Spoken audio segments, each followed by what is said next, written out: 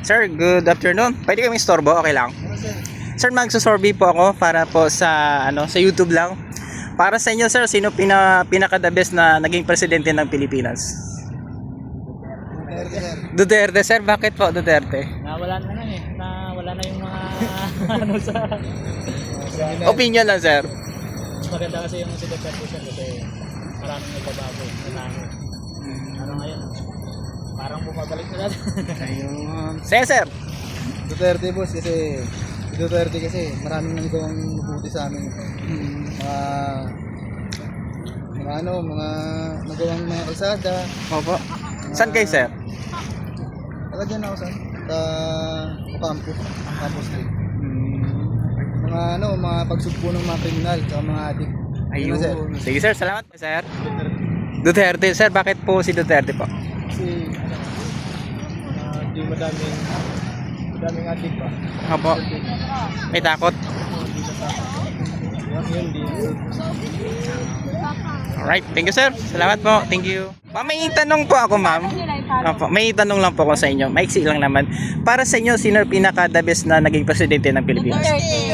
Duterte. Ma'am, bakit po Duterte po? Siyempre, ikaw na. Hindi kayo marunong ano. Ano lang, opinion lang, ma'am. Taga kuan man gud mi, taga Mindanao. Siyempre, Duterte maraming projects. May isal niya. Saka Yung pamamalakad niya. saka yung nabulong talaga yung sa droga. Opo. Nagde-listen talaga siya. Hindi man napuksa talaga lahat pero at least nagle-listen yung mga drug addict. Ma'am, okay lang ma-istorbo kayo, ma'am. Okay lang. Ma-survey lang po ako. Para sa inyo po, sino yung pinaka the best na naging presidente ng Pilipinas? Duterte po. Duterte? Bakit po? Kasi maganda na. Niligpit niya po yung kalat dito. Ayun. Kaya maganda na po. Ayan. Sa inyo, ma'am, opinion nyo po, ma'am. Bakit po si Duterte po? Kasi po, malinis yung maganda. Tapos may isang salita siya. Tapos. Ayun. Taga saan kayo, ma'am? Bacolod! Ay, Bicolana pala. Bacolod po. Alright. Ma'am, may survey lang po ako para po sa YouTube. Para sa inyo po, sino po yung pinaka the best na naging presidente ng Pilipinas? Siyempre ako. Ikaw. Duterte po. Ano? Opo. Siyempre si Duterte pa rin. Duterte. Bakit po? Opinion niyo po. Opinion niyo po, bakit po? Kasi maganda yung pamalakad niya. Lahat nawala yung mga drug addict, nawala yung mga magagamang tao. Tapos Sa inyo po, ate, opinion lang. Ganon din po sa basta yung nang siya pa yung presidente. Para sa akin, parang hindi na po kami natatakot lalo na po sa lugar ko namin sa Taguig.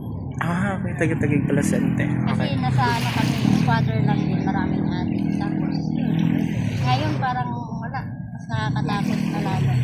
Maraming patayan sa akin. Alright. Inyo po, ma'am, sino po yung pinaka the best na naging presidente ng Pilipinas? Kasi sa buong history na Pilipinas, ngayon is nakita ko po. Ayan. Alright, sige, ma'am. Alright, ma'am, magandang araw po. Survey lang po ako, no? Sino po sa inyo yung pinaka the best na naging presidente ng Pilipinas? Si Rodrigo Duterte. Roa Duterte. Bakit po? Alam po, na-control niya yung mga addict Mm. at saka yung mga tulak yung nasugpo niya po yung nasugpo kumbaga niya yung mga part yung drugs dito sa Pilipinas at saka maganda po yung niya sa Davao po yung pamamalakad may disiplina po sa kalinisan sa mga krimen yung mga pagnanakaw mga adik talagang takot sa kanya kasi tinututuon ni Duterte yung sinasabi niya at saka yung yung pag niya sa Pilipinas po yung Paglilinis.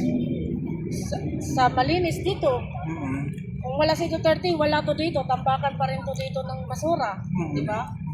Pero nung naano ni Duterte, pinaganda niya yung lugar na to. Manila Bay. Napapasyalan na ng mga tao. Puntahan. At saka yung yung sa pag niya kay Duterte, yung parang yung panahon ng pandemic, di nga tayo tinalikuran. Yun. Tama. Hanggang matapos yung pandemic, andito siya sa Pilipinas. Hindi siya umalis, hindi tayo pinabayaan. Nag-support po tayo kahit hindi po sapat, at least di tayo nawalan. Ayun. Di tayo nagutom, di tayo pinabayaan. Sir, para sa'yo sir, ano po, sino po yung naging the best president ng Pilipinas? Pre, Duterte po. Duterte sir. Sir, bakit po? Opinion lang. Siyempre, marami siyang nagawa, di ba? Katulad na nito, dito sa Dolomite ito, sa kanya ito na di ba? Naging malinis. Sa'yo sir, opinion lang sir. Lagi Digong. Opo. Bakit po? Basta taga Mindanao, Digong. Ayun. Siyempre, mas bumaba yung sabihin. Alright. Sige sir, thank you po. Para sa inyo sir, sino po yung pinaka the best na naging presidente ng Pilipinas? Pinaka the best. Opo. Duterte. Duterte. Sir, bakit po si Duterte po? Eh, madaming nagbago eh. Tulad ng ano po? Yun lang. Yung mga Opinion lang. drug addict. Tama yun. Si Duterte pinaka-the best naging presidente para sa akin kasi siya nga naglinis sa una, maraming mga drug addicts na mga pinatay. Siguro pinatay, pero kasi kasalanan nila yun, di ba? Opo. Lumabag sila sa batas. Alright, thank you sir. Ilan taon na kayo? 19 po. Ay, 19. Alright, ito lang yung katanungan namin para sa inyo mga ganda. Para sa inyo, sino yung pinaka the best president ng Pilipinas? Guys po, or Opo. Para sa iyo ma'am, opinion nyo lang ma'am. yun mo daw. For me po, hindi ko po siya masyadong kasi for me si Duterte kasi madami siyang pinakita sa atin. Like, parang humigpit yung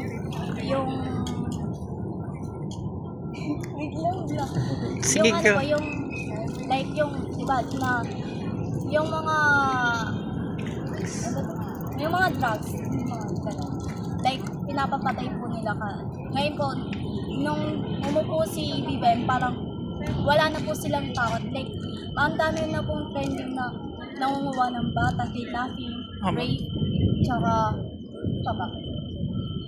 Basta yung mga hindi na yung before na trending po ngayon yung Opo. na mga kidnapping. Ay po, parang hindi na po sila natatakot, parang hindi po sila natatakot kay BBM. Kasi nung si Duterte po, parang ayun po, parang takot po sila. Like, kapag meron po silang ginawang mali, alam nila yung kakalabasan sa kanila. Like, yung mamamatay sila, makukulong kagad sila. Like, may parusa Opo. sa mga ginawa nilang kasalanan. Ayun lang po. Alright, thank you.